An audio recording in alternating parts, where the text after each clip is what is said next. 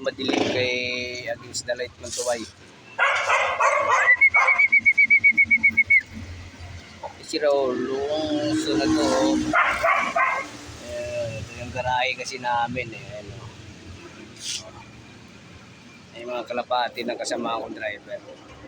Wala pa tayong kalapati ngayon eh. Kaya may kalapati lang muna tayo. Ayan. Marami-rami din to, nasa mga 40 mahigit to.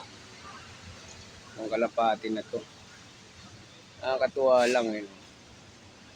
Ewan ko ba, pagkadating sa kalapati talaga, iba talaga pakiramdam ko eh. Parang gumagaan yung pakiramdam ko, no? Ewan ko.